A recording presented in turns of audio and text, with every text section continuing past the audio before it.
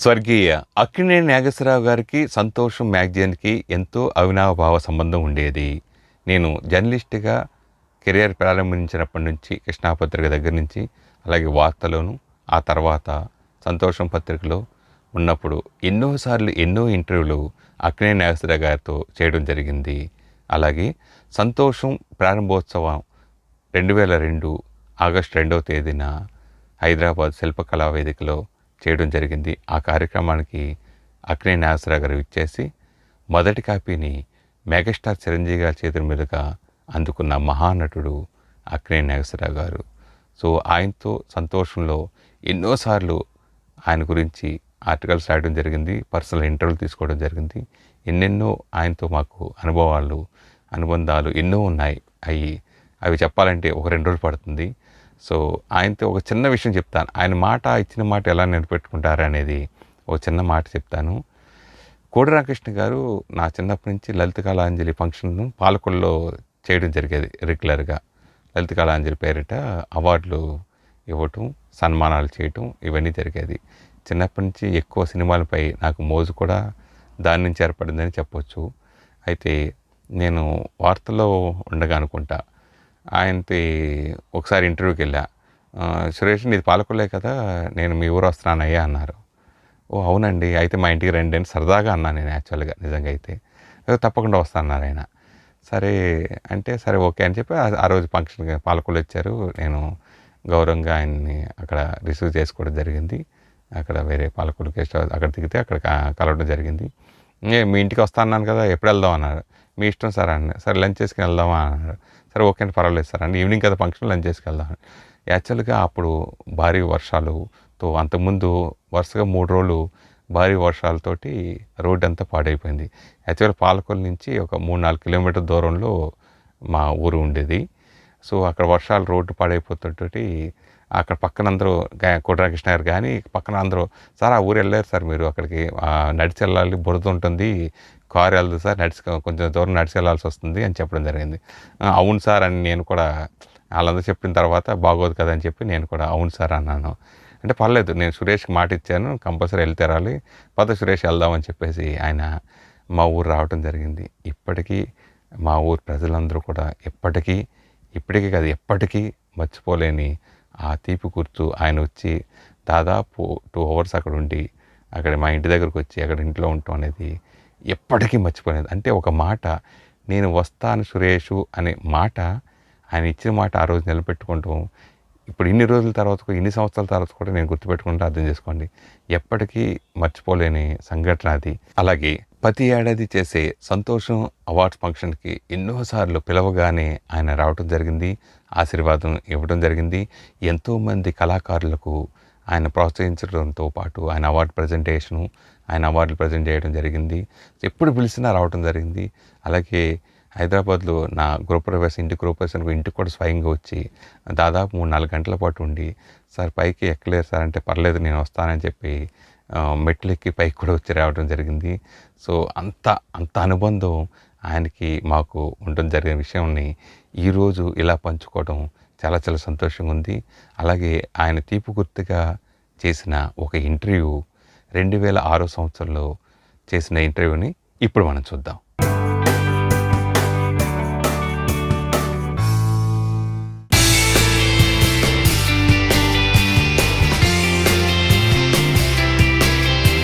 ప్రతిరోజు ఒక కూర ఒకే రకంగా వండితే బాగుండదు కదా. అందుచేత ప్రజల అభిరుచి మారుతూ ఉంటుంది, దాన్ని బట్టి సినిమా ఇండస్ట్రీ అభిరుచి కూడా మారుతూ ఉంటుంది.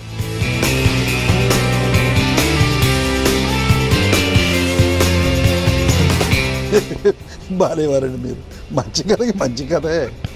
కథలో అన్ని రసాలు ఉండి ప్రజలకు నచ్చే విధంగా ఉండటమే కాకుండా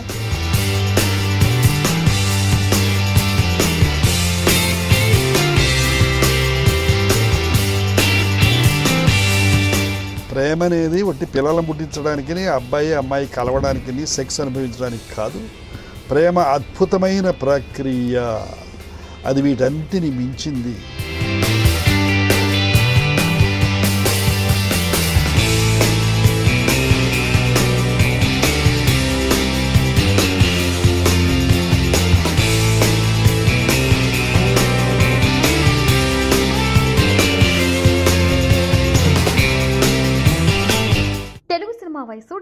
సంవత్సరాలు, మీ నటనా చరిత్ర 65 సంవత్సరాలు. ఈ రెండింటిని పోలిస్తే మీకేమనిపిస్తుంది సార్? పోలిక చూస్తే ఏముందిలేండి, నాకంటే ఇండస్ట్రీ 10 సంవత్సరాలు పెద్ద అనిపిస్తుంది, లేకపోతే ఇండస్ట్రీ కంటే నేను 10 సంవత్సరాలు చిన్న అనిపిస్తుంది, అంతే కదా. ఇక మంచి చెడ్డలు అంటారా, ఇండస్ట్రీ ఎన్ని డెవలప్మెంట్ ఎంత వచ్చిందో ఈ 75 సంవత్సరాల్లో, దాదాపు అందులో 65 సంవత్సరాలు ఈ డెవలప్మెంట్ నేను చూస్తూనే ఉన్నాను. నా జీవితంలో ఎంత డెవలప్మెంట్ వచ్చిందో అందరూ చూస్తూనే ఉన్నారు. అంచేత మీరు అన్నట్లు నేను ఎప్పుడూ అట్లా ఆలోచించలేదు, కానీ పోలిక చాలా ఉంది. ఇందులో కష్ట సుఖాలు ఉన్నాయి, జయాపజయాలు ఉన్నాయి, మంచి చెడ్డలు ఉన్నాయి, అభివృద్ధి ఉంది. అందుచేత స్వామి బాగానే ఉంది. I'm happy to hear that. Akkineni గారు, కాలం టెక్నాలజీ మారుతున్న భక్తిరస చిత్రాలకు ఆదరణ తగ్గకపోవడానికి కారణాలు ఏమిటంటారు?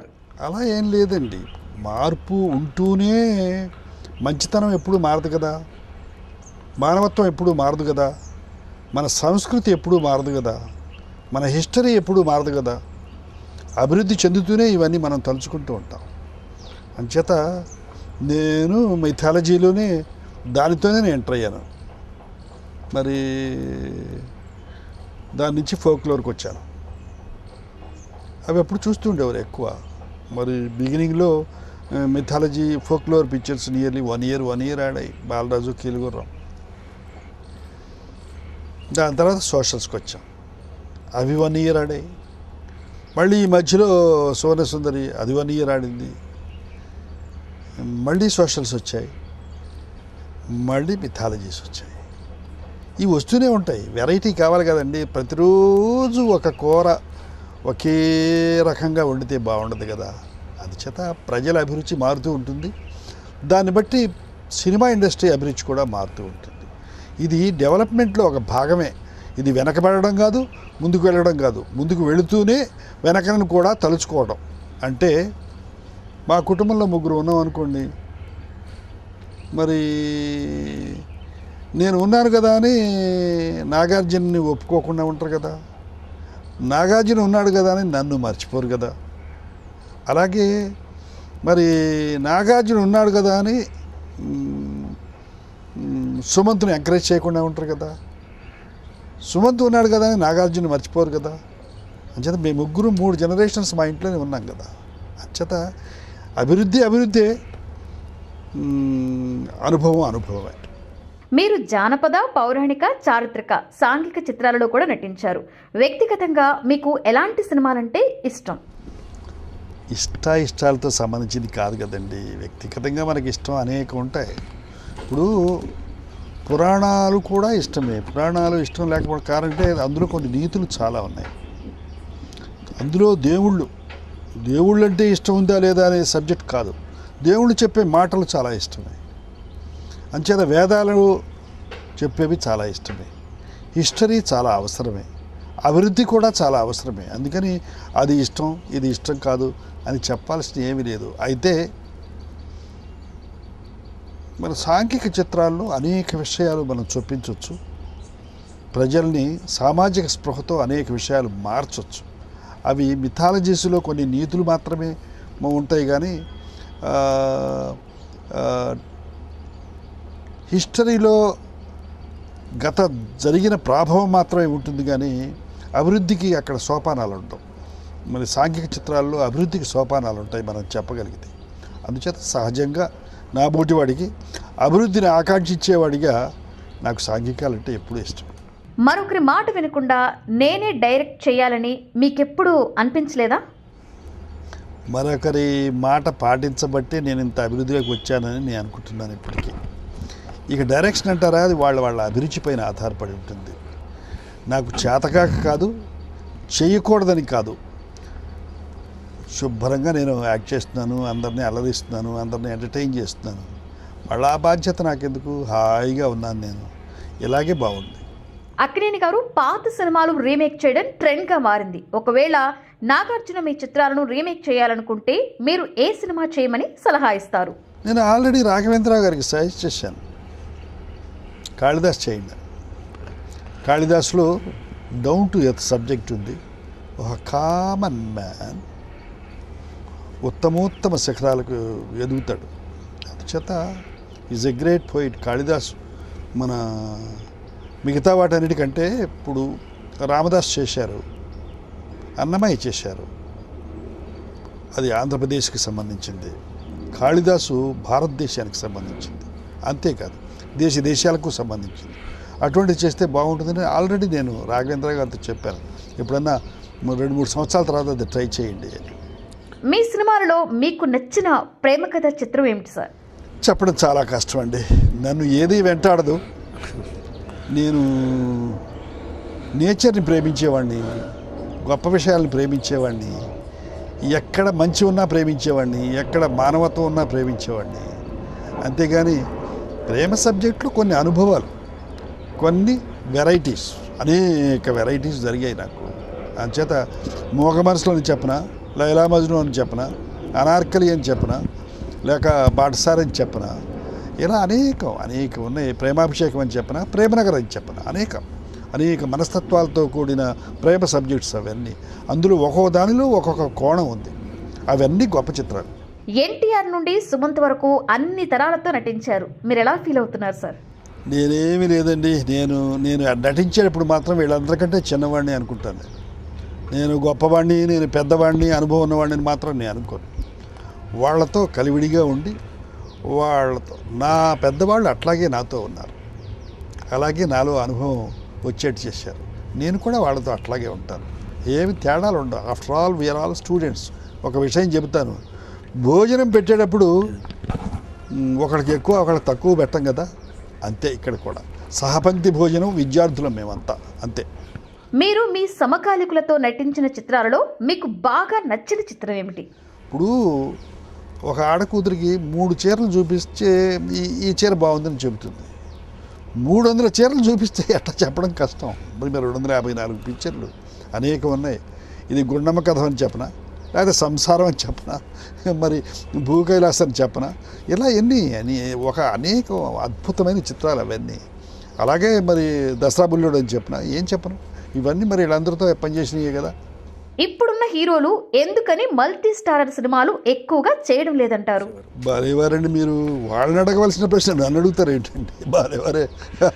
నేనేం చెప్తాను, వాళ్ళు ఎందుకు చేయడం లేదో ఏమో, ఎందుకు చేయడం లేదో. ఇద్దరిని భరించే ప్రొడ్యూసర్ రావడం లేదేమో, ఆలోచించండి మీరే. అన్ని తరాల ప్రేక్షకుల నుండి మంచి గుర్తింపును పొందారు. దీనిపై మీ స్పందన? ఇంతకాలం వాళ్ళు చూచారని ఒక గ్రాటిట్యూడ్ ఉన్నవాడిని నేను. ఇంతకాలం ఇండస్ట్రీ నన్ను పోషించింది, నన్ను అభిమానించింది అనే అభిప్రాయం ఉన్నవాడిని నేను. దానికి స్పందన ఏముంది, గ్రాటిట్యూడ్ తప్పితే. Hats off to those people. ఎవరైతే, ఏ ప్రజలైతే నన్ను ఇంతకాలం అన్ని రకాలుగాను మెచ్చుకున్నారో, ఏ ఇండస్ట్రీ అయితే నా పైన అనేక రకాలైన కష్టతరమైన పాత్రలు ఇచ్చి నన్ను ప్రోత్సహించిందో, మరి ఈ పాత్రల మూలంగా నేను కాస్త జ్ఞానం సంపాదించుకున్నాను, వాటి పట్ల వారందరి పట్ల కృతజ్ఞతాభావం తప్పితే అంతకంటే నాకేముంటుంది స్పందన. అన్నపూర్ణ స్టూడియోస్లో మీరు నిర్మించిన చిత్రాలలో మీకు బాగా నచ్చిన చిత్రం ఏమిటి సార్? నేను తీసిన పిక్చర్స్లో 100% నాకు ఏది నచ్చలేదు. ఎందుచేతనంటే కళ్యాణి కావాలని తీశాను నేను. ఎందుచేతనంటే నేను చేసే వృత్తిని అమ్ముకోవచ్చా అమ్ముకోకూడదా అనే సబ్జెక్టు నేను చేసేది అదే కాబట్టి, నా టాలెంట్ నేను అమ్ముకుంటున్నాను కాబట్టి అది డిస్కషన్ పెట్టి అది పిక్చర్ తీసాం. ఒక ఆడకూతురు తన సంగీతాన్ని తన కుటుంబాన్ని పోషించుకోవడానికి, భర్తను బ్రతికించుకోవడానికి అమ్మవచ్చా లేదా, ఆ రోజున పోతను అమ్మాడా, చాగయ్య అమ్మాడా అనే డిస్కషన్ పెట్టి it is necessary if it is necessary అనే పరిస్థితి తీసుకొచ్చాను దానికి. అందుచేత అది ఒక రకంగా నాకు నచ్చిన సబ్జెక్ట్. ఈ ప్రేమాభిషేకం అంటారా, అది బాగా పోలేదు, ఒక మాదిరిగా పోయింది. ఇది చాలా కారణం ఏంటంటే ఒక సెకండ్ హాఫ్లో మాత్రం చాలా మంచి కోణం ఉంది. ప్రేమలో త్యాగంలో మరొక కోణం ఉంది అది. అందుచేత ఇది చాలా బాగా పోయింది. మ్యూజిక్ కూడా బాగా వచ్చింది. అందుచేత ఎట్లా ఉంటుందంటే, నా బిడ్డల్లో ఏ బిడ్డ గొప్ప బిడ్డ అని మీరు నన్ను అడిగితే సమాధానం చెప్పడం చాలా కష్టం కదా. అంతే అంతే అలా ఉంటుంది. బట్ గొప్ప అని నేను చెప్పలేను కదా. మంచి కథకు మీరిచ్చే నిర్వచనం ఏమిటి? బాలేవారండి మీరు. మంచి కథకి మంచి కథే. కథలో అన్ని రసాలు ఉండి ప్రజలకు నచ్చే విధంగా ఉండటమే కాకుండా ఇప్పుడు ఏమిటంటే నవరసాలు ఉండాలి. ఆఫ్టర్ ఆల్ కష్టపడి వాళ్ళ జీవితంలో ఉన్న బాధలు, వాళ్ళ ఇంటి ఈతి బాధలు, వీటన్నిటి నుంచి థియేటర్కి వచ్చేటప్పుడు వాళ్ళు అవన్నీ మర్చిపోయి కాస్త ఎంటర్టైనింగ్గా ఫీల్ కావాలి. మంచి సంగీతం కావాలి, మంచి కథా సన్నివేశాలు ఉండాలి, గుండెకు హత్తుకునేవి ఉండాలి, ఒంటిని ఉప్పొంగించేవి ఉండాలి. అందుకని ఇవన్నీ ఉన్న కథే మంచి కథ అని అనుకుంటాను నేను. అక్కినేని గారు మరో జన్మంటూ ఉంటే ఎలాంటి జన్మను కోరుకుంటారు? అవి ఏమో కానండి, జన్మ ఉందో లేదో మనకి తెలీదు. ఈ జన్మలో మరి నేను యాక్టర్ని అవ్వడం మూలంగానే కదా ఈ రోజున మీరు నన్ను ఇంటర్వ్యూ చేస్తున్నారు. At my 82nd year and entering to 83rd year. అంచేత ఎవరేమన్నా పాజిటివ్గా ఆలోచిస్తే సినిమా చాలా అద్భుతమైన ప్రక్రియ. ఇందులో ఈ మీడియాని దుర్వినియోగం చేస్తే మనం ఏం చెప్పలేం, కానీ సద్వినియోగం చేసుకోగలిగితే ఇందులో చాలా మంచి చేయొచ్చు, మంచి చెప్పచ్చు. అటువంటి చక్కటి మీడియాలో మంచి రోజుల్లో నేను ఉన్నందుకు, నాకు మంచి అవకాశం వచ్చినందుకు, ఒక పల్లెటూరు బయటిగా నేను వచ్చి నమస్కారం పెట్టడం కూడా తెలియని నాబోటివాడికి ఈ రోజున అమోఘమైన పాత్రలు, అనేకమైన పాత్ర స్వభావాలు నటించే అవకాశం, దాన్ని ప్రజలు ఆదరించే లక్షణం వచ్చినందుకు నేను ఎంతో గర్వపడుతున్నాను. ఒకవేళ మరో జన్మలు ఉంటే మళ్ళీ యాక్టర్గా పుట్టాలని నేను మనసారా కోరుకుంటున్నాను. నాగార్జున గారి సినిమాల్లో మీకు బాగా నచ్చిన పాత్ర ఏది? చాలా ఉన్నాయండి. మరి మొట్టమొదట అతని పిక్చర్ బాగా నచ్చింది నాకు గీతాంజలి. ఇతను ట్రాజిక్ హీరో కాగలడు. దాని తర్వాత అలరి అల్లుడు, మరి ఎవరో ఇంకెవరో డ్యూయల్ రోల్ ఉన్నదే. ఏ సబ్జెక్ట్ ఇది? అదేనా? హలో బ్రదర్ చూసిన తర్వాత కామెడీ క్యారెక్టర్స్ కూడా బాగా చేయగలడు అనిపించింది. ఈ రెండు, రొమాంటిక్ హీరో, ఏ ట్రాజిక్ హీరో, ఏ హ్యూమరస్ హీరో. సిమిలర్లీ అన్నమయ్య వచ్చిన తర్వాత భక్తిరస పాత్రలు కూడా అమోఘంగా పోషించగలడు అనే ధైర్యం వచ్చింది. జనం కూడా ఒప్పుకున్నారు. మరి ఇవన్నీ నేను చేసినవే కదా. అందుచేత ఆలయంలోనే వస్తున్నాడు, ఆలయంలోనే వెళుతున్నాడు, చాలా విజయవంతంగా వెళుతున్నాడు. ఈ సంవత్సరం కూడా మేమిద్దరం పనిచేసిన ఒక చక్కటి రామదాస్ చిత్రం మళ్ళీ జనం మెచ్చుకోవడం, అది మన హిస్టరీ. అందులో పురాణం కూడా కలిపారనుకోండి, బట్ హిస్టరీ మన కళ్ళ ముందు. రామదాసు ఉన్న జైలు ఉంది, రామదాసు కట్టిన గుడి ఉంది. రాముడు ఉన్నాడో లేదో మనకు తెలియదు, కానీ రాముడికి సంబంధించిన గుడి మాత్రం ఇక్కడ ఉంది. అందుచేత ఆ పిక్చర్లో నేనున్నందుకు కాదు, ఆ పిక్చర్ అంత అద్భుతంగా తీయడం, అది చాలా విజయవంతంగా పోవడం చాలా శుభసూచకం. చాలా బాగుంది. మీరు శ్రీరామదాసు చిత్రంలో నటించడానికి కారణం? ఏమీ లేదండి. ఇప్పుడు ఈ రోజుల్లో ఏం చేస్తారంటే, నా వయసుకి యంగర్ జనరేషన్ని కావాల్సిన పట్లు నా పాత్రలో ఉండవు. ఏ తాతో తండ్రులు మేనమామ ఇటువంటి వేషాలు ఇస్తారు. అయితే ఆ స్టేచర్ కావాలి. నాకున్న ప్రాబ్లం ఏమిటంటే, నేను చనిపోయే వరకు యాక్ట్ చేస్తూ ఉండాలని నా కోరిక. అయితే ఏదొస్తే అది మాత్రం నేను చేయను. ఈ కొత్త జనరేషన్ నేను పట్టుకోలేను, పాత జనరేషన్ నేను పోగొట్టుకోలేను. ఆ కారణంగా పాత జనరేషన్ పోగొట్టుకోకుండా ఉండాలంటే దానికి తగిన స్టేచర్ కావాలి. ఆ స్టేచర్కు తగిన పాత్ర ఇది. అందుచేత చెప్పగానే నేను ఒప్పుకున్నా.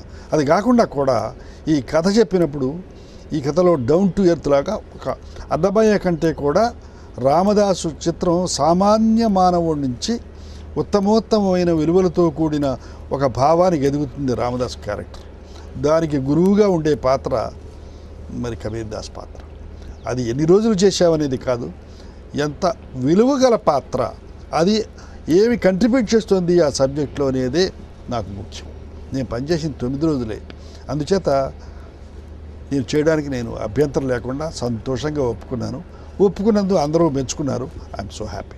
మీ పుట్టినరోజున మీ కుటుంబ సభ్యులు ఇచ్చిన విలువైన కానుక ఏమైనా ఉందా? నాకు అసలు ఏ కానుక ఎవరు వాళ్ళు, మేము పుట్టినరోజుకి విలువే ఇవ్వం మా కుటుంబంలో, మీకు ఎవ్వరికి తెలియదు.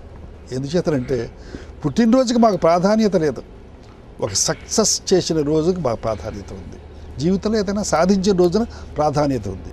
అంతేగాని చాలామంది పుడుతున్నారండి ఈ దేశంలో, పుట్టినరోజులో ఏం ప్రయోజనం ఊరికినే. మాకు నిన్న మొన్నటి వరకు నా పుట్టినరోజు నాకే తెలియదు. ఆ రమణ పుణ్యమా అంటూ, ఆ పుణ్యమా అంటూ పాపమో మరి నాకు తెలియదు. ఆ బుద్ధిమంతుడి మూలంగా మాకు నా పుట్టినరోజు అందరికీ తెలిసింది, కానీ అంతవరకు నాకే తెలియదు. మేము ఎప్పుడు ఇటువంటి చేసుకోము. ఇప్పటికి కూడా మా ఇంట్లో అందరూ హలో హలో హలో చెప్పుకోవడమే తప్పితే మేము పండగలు చేసుకోము. మేము దాని గురించి పెద్దగా ఆలోచించము, మరి తల్లాడుకోము, కొత్త బట్టలు కట్టుకోము. మాకు ఈ గొడవలే లేవు. నలుగురు వస్తే మేమేం చేస్తాం? We are force to receive them with all the pleasure, that's all. ఆవిడ కానుకలు ఇవ్వడం అంటూ గొడవ మాకేం ఉండదండి. మా ఇంట్లో కానుకలు ఇచ్చే అలవాటే లేదు. నాగ చైతన్యకు ఎలాంటి పాత్రలు చేయమని సూచిస్తారు? ఏముంది, ఇటువంటి పాత్రని మనం సూచించడం ఎందుకు? అనేక పాత్రలు వేసుకుంటూ పోవడమే పని. That's what I did, that's what Nagarjuna did, that's what Sumanth is doing. అతను కూడా, వచ్చేవాళ్ళు కూడా అదే చేయబోతారు. ఈ ప్రవాహం ఇది ఒక ఇటువంటి వేషం అయితేనే వీళ్ళు బాగుంటారు అనుకునే లక్షణాలు ఉండకూడదు. నవరసాలు సరైన పద్ధతిలో పోషించగలిగితేనే. అయితే లైటర్ క్యారెక్టర్ తీసుకుంటే బిగినింగ్లో పెద్ద కష్టం లేకుండా చక్కగా బయటపడతారు. అనుభవం సంపాదించిన కొంది బరువు గల పాత్రను తీసుకోవాలి. అది ఎవరికైనా, బయట వాళ్ళకైనా, నా ఇంట్లో వాళ్ళకైనా, ఎవరికైనా చెప్పేదే. మీ కుమారుడు మనవళ్ళు హీరోలుగా అయ్యారు, మీరు ఎలా ఫీల్ అవుతున్నారు? I'm the happiest person. కారణం ఏంటంటే మేము నలుగురిని ఎంటర్టైన్ చేసి, తద్వారా అనుభవం సంపాదించి, తద్వారా జ్ఞానం సంపాదించి, తద్వారా ఆశీర్వాదం సంపాదించి, ఆ ఆశీర్వాద బలంతో బ్రతుకుతున్న వాళ్ళం మేము. అంచేత నా కుటుంబంలో ఎంతమంది అలా వచ్చినా ఐ ఇన్వైట్ దెమ్. మీ ఆరోగ్య రహస్యం ఏమిటండి? అందరూ అడుగుతారు, నీ పళ్ళు నీయేనా, మరి నీ ఆరోగ్యం ఏమిటి అని అడుగుతారు. ఆరోగ్యం అండి, జీన్స్ 50% ఉంటుంది, మన మెయింటెనెన్స్ 25% ఉంటుంది, తృప్తిగల జీవితం 25% ఉంటుంది. ఈ 3 నాలో సమపాళ్ళల్లో ఉంటాయి. మా మదరు 96 ఇయర్స్, పన్ను కూడా కదలకుండా బ్రతికింది 96 ఇయర్స్. అయితే అదేనేమో అనుకుంటాను. నాకు ఇంతవరకు జ్వరం, తలనొప్పి, కడుపుల నొప్పి తెలియదు ఇంతవరకు. అది హార్ట్ ట్రబుల్ ఉంది, మా వంశంలో అది వచ్చింది నాకు. ఇకపోతే నేను మితాహారిని, that keeps me going and trim. తర్వాత నాది తృప్తిగల జీవితం. ఎందుచేతనంటే ఈ దేశంలో ఉన్న చాలామంది పేదవాళ్ళలో నుంచి, చదువు సంచలు లేని వాళ్ళలో నుంచి వచ్చిన వాడిని నేను. Today I'm somebody. ఈ ఇండస్ట్రీ పుణ్యమా అంటూ నేను ఒక మనిషినయ్యి, నాకు మంచి చెడ్డలు తెలిసి, లోకజ్ఞానం తెలిసి, నేను ఇప్పటికీ మీరందరూ అభిమానించే రీతిలో నేను ఉన్నాను. ఇంతకంటే తృప్తి అనే దానికి అర్థమేముంది? ఇప్పుడు నేను తృప్తి పడకపోతే ఇక నా జీవితం ఎందుకు వ్యర్థమే కదా. అందుచేత నేను తృప్తితో బతుకుతున్నాను. Genes are best, and maintenance is the best, and satisfaction is the best. 3 best అన్నీ నాకు సమపాళ్ళల్లో ఉన్నాయి కాబట్టి నా ఆరోగ్యం ఎలా ఉంది అంతే. ఆత్మతృప్తిని మించిన ఆనందం లేదు. అదే నా జీవితం. రాజకీయాల్లోకి వెళ్ళి ప్రజాసేవ చేయాలని మీకెప్పుడూ అనిపించలేదా? అందులో నేనా ఉద్ధరించేది? నేను అంతకంటే ఎక్కువ ఆనందాన్ని ఇస్తున్నా కదండి. ఇప్పుడు ఎంతకంటే చేసేవాళ్ళు ఎవరండి?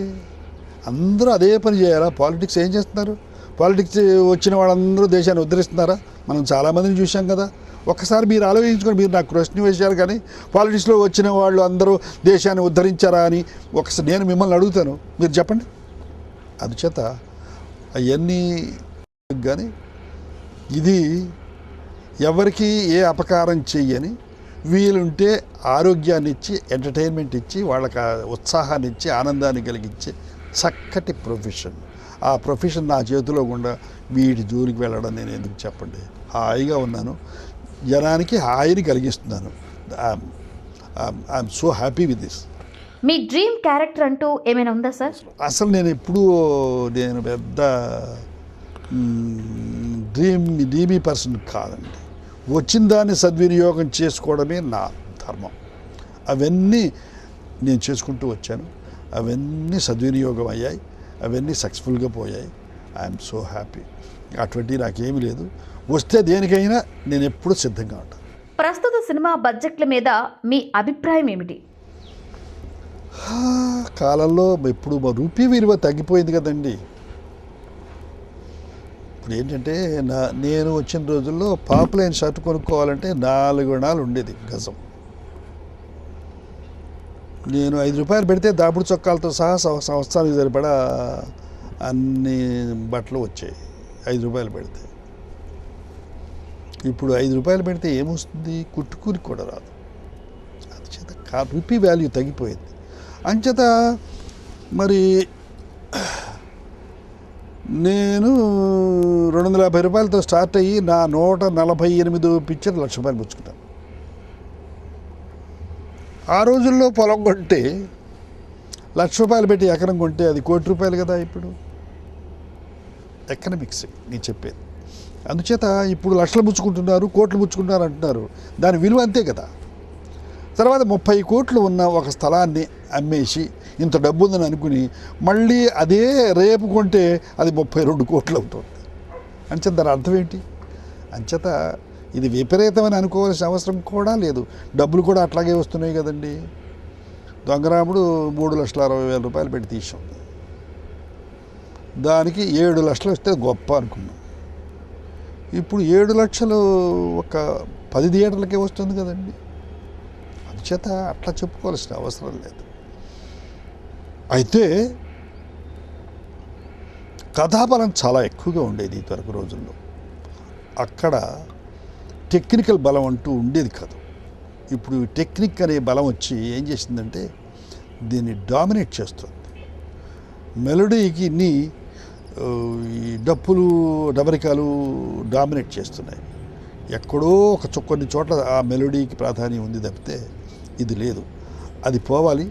లిరికల్ వాల్యూ రావాలి, సబ్జెక్ట్ వాల్యూ రావాలి, మరి సెక్స్ ఎక్స్పోజర్ తగ్గాలి, వైలెన్స్ తగ్గాలి, కథాబలం ఎక్కువ ఉండాలి అని నేను మాత్రం అనుకుంటాను. టెక్నిక్ డామినేట్ చేయకూడదు. మనం సృష్టించిన కంప్యూటరు మన బ్రెయిన్ని డామినేట్ చేయకూడదు. మన బ్రెయినే సృష్టించింది కంప్యూటర్ని. సిమిలర్లీ మనం సృష్టించిన టెక్నిక్, మానవాడి సృష్టించిన టెక్నిక్ ఇది కెమెరా అండ్ సౌండ్, అది కథని డామినేట్ చేయకూడదు. అది డామినేట్ చేస్తుందేమో అనిపిస్తుంది. అయినా కూడా నేను ఒక మాట చెప్తానండి, నేను ఎక్కువ పిక్చర్లు చూడడం లేదు. అంచేత I'm not an authority to express my views over this. ప్రపంచ సినిమాలతో పోలిస్తే తెలుగు సినిమా ఏ స్థాయిలో ఉందంటారు? మంచి స్థానంలో ఉందని మాత్రం నేను అనుకోవడం లేదు. ఎందుచేతనంటే మనదంతా పూర్తిగా కమర్షియల్, ఎక్స్పెరిమెంట్ చేయడం లేదు. మనం ప్రపంచంలో అక్కడక్కడ ఎక్స్పెరిమెంట్ చేసి కొన్ని అవార్డ్స్ సంపాదించడం, ప్రపంచం నుంచి కొంచెం పేరు సంపాదించడం జరుగుతుంది. మన తెలుగు ఇండస్ట్రీ మాత్రం సక్సెస్ఫుల్గా ఉంది. కానీ ఈ సంవత్సరం చాలా సక్సెస్ఫుల్గా ఉంది. I'm very happy. పోయిన సంవత్సరం చాలా ఇబ్బంది పడింది. ఈ సంవత్సరం చాలా పిక్చర్లు సక్సెస్ఫుల్గా వచ్చాయి. ఇప్పుడు పోకిరి రికార్డ్స్ సృష్టించింది. ఇప్పుడు బొమ్మరిల్లు చాలా పోతుంది. అది విక్రమార్కుడ అదేదో ఒకటి ఉంది, అది చాలా బాగా పోయింది. గోదావరి మరి కుటుంబ సమేతంగా చూడదగ్గ పిక్చర్గా శేఖర్ కమ్ముల చాలా పద్ధతిలో తీస్తున్నాడు. అలాగే రామదాస్ బాగా పోయింది. ఇంకా కొన్ని పిక్చర్లు కూడా బాగా పోయాయని అంటున్నారు. ఈ సంవత్సరం శుభసూచకంగా ఉంది. అయితే ఇంటర్నేషనల్ మార్కెట్ని కొట్టడం లేదు మన వాళ్ళు తెలివి తక్కువ ఏం కాదు. They are aiming at the commercial values but not at the creative values. అది కూడా వస్తే నా బోటి వాడికి ఎంతో ఆనందంగా ఉంటుంది. చూద్దాం. అక్కినేని గారు, మీరు నటించబోయే తర్వాత సినిమా ఏమిటి? తెలీదండి. నేను ఏది పడితే అది ఒప్పుకోను కదా. నా దగ్గరికి అందరూ రాలేరు. వస్తే అనేక రెస్ట్రిక్షన్స్ ఉన్నాయి. నా అవన్నీ వల్గారిటీ ఉండకూడదు, టూ మచ్ రొమాన్స్ ఉండాలి, విరహం ఉండాలి, మరి మ్యూజిక్ ఉండాలి, ఇవన్నీ ఉండాలి. కానీ too much sex exposure and too much violence నాకు ఇష్టం ఉండదు. నేను అటువంటి వాటిలో ఎప్పుడు పని చేయలేదు. తర్వాత నా పాత్రకి విలువ ఉండాలి. 5 రోజులు పనిచేసామా 10 రోజులు పనిచేసామా అనేది కాదు. దానికి వైటల్ పాయింట్స్లో ఆ పాత్ర ఉండాలి. అటువంటి అప్పుడే పనిచేస్తాను. లేకపోతే నా అభిమానులను నేను డిసప్పాయింట్ చేయడం జరుగుతుంది. ఆ పని మాత్రం నేను చేస్తే చేయను. అందుచేత వస్తే వస్తుంది, లేకపోతే రాదు. వస్తే ఆఖరి శ్వాస వరకు పనిచేస్తూనే ఉంటాను, అంతే. మీరు అభిమానించే హీరోయిన్ ఎవరైనా ఉన్నారా? నాకు సావిత్రి అని అభిమానం, అంజలి అని అభిమానం, భానుమతి అభిమానం అని చెప్పన. ఎవరు తక్కువ వాళ్ళు ఇందులో? ఎట్లా ఉంటుందంటే మీ పిల్లల్లో ఎవరంటే అభిమానం అంటే ఎట్లా చెప్పడం ఎంత కష్టమో అంత కష్టం. ఒక్కొక్కళ్ళలో ఒక్కొక్క పట్లు ఉన్నాయి, ఒక్కొక్కళ్ళలో ఒక్కొక్క సామర్థ్యం ఉంది. అందుచేత వాళ్ళందరూ సమర్థులే. అంచేత అట్లా చెప్పలేను. అట్లా సమర్థులు కాకపోతే జనం ఏమో పిచ్చివాళ్ళ వాళ్ళని ఇంతకాలం చూడడానికి. నేను అంజలి గారితో 33 పిక్చర్లు దాదాపు పనిచేశాను. అలాగే సావిత్రి గారితో 29, 28, 27 పనిచేసినట్టు గుర్తు నాకు. అలాగే రామారావు గారితో 15 పిక్చర్లు పనిచేశాను. వాళ్ళిద్దరి తర్వాత ఎక్కువ పిక్చర్లు పనిచేసింది రామారావు గారితో. జగ్గయ్య గారు, గుమ్మడి గారు ఎవడు తక్కువ వాళ్ళు, రేలంగి గారు ఎవడు తక్కువ వాళ్ళు. అంచేత వీళ్ళు ఎక్కువ వీళ్ళు తక్కువ అని అనుకోవడం కాదు. మళ్ళీ రీప్లేస్ చేయలేనంత మంచి నటులతో పనిచేసే అదృష్టం నాకు కలిగిందని మాత్రమే నేను సంతోషిస్తున్నాను. వీళ్ళు బెస్ట్, వీళ్ళు నెక్స్ట్ అని నేను అనుకో. ప్రేమకి మీరిచ్చే నిర్వచనం ఏమిటి? ప్రేమ అనేది ఒకటి పిల్లలను పుట్టించడానికి, అబ్బాయి అమ్మాయి కలవడానికి, సెక్స్ అనుభవించడానికి కాదు. ప్రేమ అద్భుతమైన ప్రక్రియ. అది వీటన్నిటిని మించింది. అది ఎంతో అద్భుతమైంది. ప్రేమకి విశాలమైన హృదయం ఉంది. అందుచేత అది తల్లి ప్రేమ గొప్పదే, భాతృప్రేమ గొప్పదే, నేచర్ ప్రేమ గొప్పదే. మరి దేన్నైనా ప్రేమించవచ్చు, ప్రేమించే స్వభావం ఉండాలి. కానీ అందుకని ప్రేమ అంత గొప్పది అనే అభిప్రాయం ఉన్నవాడిని. చిత్ర పరిశ్రమ వైజాగ్లో పెట్టే అవకాశం ఉందంటారా? ఎక్కడ చేసినా ముందు అవస్థపడాల్సిందేనండి, తర్వాత వస్తాయి. ముందు మేము బళ్ళ వార్ ఫ్రంట్లో ముందు వెళ్ళినాడు ఎప్పుడు దెబ్బతింటానే ఉంటాడు కదా, గుండె దెబ్బ. అట్లా తినబడలా నేను ఒక్కడిని కదా. మళ్ళీ నాగార్జున వచ్చాడు, మళ్ళీ ఇంకోళ్ళు వచ్చారు. అట్లా గ్రాడ్యువల్గా అందరూ వచ్చారు. అంటే నాగార్జున వచ్చాడంటే ఎకనామికల్గా నేను కొంచెం సంపాదన తగ్గే రోజులో నాగార్జున వచ్చి ఆదుకున్నాడు. పెద్దబాబు చూశాడు. మళ్ళీ ఈ లోపల అందరూ వచ్చేసారు. మళ్ళీ ఇప్పుడు పుంజుకుంది స్టూడియో. మరి మొట్టమొదటి మేము అవస్థపడ్డాం కదా. ఇలాగే వైజాగ్లో కట్టినా, బెజవాడలో కట్టినా, ఎక్కడ కట్టినా ఆ అవస్థలు పడక తప్పదు. ప్లేస్ మారినప్పుడు కొన్ని అవస్థలు ఉంటాయి కదా. ఇల్లు మనం మారినా అంతే. అంచేత అక్కడ సక్సెస్ కాదని ఏముంది, అక్కడ సక్సెస్ కావచ్చు, నథింగ్ రాంగ్. అక్కడికి వెళ్ళి మరి కొన్ని పిక్చర్లు తీస్తున్నారు కదా. వైజాగ్కి వెళ్ళి పిక్చర్ తీస్తున్నారు బీచ్ కోసం, లేకపోతే అక్కడ బుర్రా కేవ్స్ కోసం వెళ్ళి పిక్చర్ తీస్తున్నారు. తప్పే ఉంది. మేము కూడా వెళ్ళాము అక్కడికి. అక్కడ స్టూడియో కడితే మాత్రం తప్పే ఉంది. అయితే కొన్ని అవస్థలు మాత్రం పడక తప్పదు. దానికి వాళ్ళు సిద్ధమయ్యే వెళ్ళాలి. ఫైనల్గా సంతోషం డిజిటల్ మ్యాగజైన్ మీద మీ అభిప్రాయం ఏమిటి సార్? ఈ సంతోషం పేపర్ని తమాషాగా వీడియోగా దాన్ని సీడీగా ఉపయోగించి మీ పేపర్లో ఉన్న న్యూస్ అంతా వీటిలో ఇరికించి మోడర్న్ టెక్నిక్ని ఉపయోగించి ఇది దేశాలకి పంపించే ఏర్పాటు చేశారనమాట. So wonderful. It's congratulations Kondeti garu. I'm so happy. దీని మూలంగా ప్రయోజనాలు చాలా ఉన్నాయి. ఇప్పుడు పేపర్లు పట్టుకెళ్ళకుండా ఎవరైనా ఫారిన్ ఫ్రెండ్ వస్తే ఇటువంటి 4 ఇచ్చారనుకోండి, వాళ్ళకి పేపర్ వెళ్ళిపోయినట్టే. ఇది మన దేశంలోనూ పనికొస్తుంది, ఇతర దేశాలకు పనికొస్తుంది. ఈ మోడర్న్ టెక్నిక్ అడాప్ట్ చేసినందుకు congratulations to you. Thank you. విమర్శించేవాడు చెప్పేది చేదు గుళికలు తినిపించినట్టుంటుంది, కానీ మన జీవిత అభివృద్ధికి దోహదం చేస్తుంది. ఇది సినీ జర్నలిస్ట్ అంటే ఎలా ఉండాలని నా ఊహ. Wish you all the best mister Suresh. సంతోషం సినీ వారపత్రిక మొదటి కాపీని కొనవలసిందిగా డైరెక్టర్ శ్రీ ఈవీవి సత్యనారాయణ గారిని కోరుకుంటున్నాం. చిరంజీవి గారి చేతుల మీదుగా.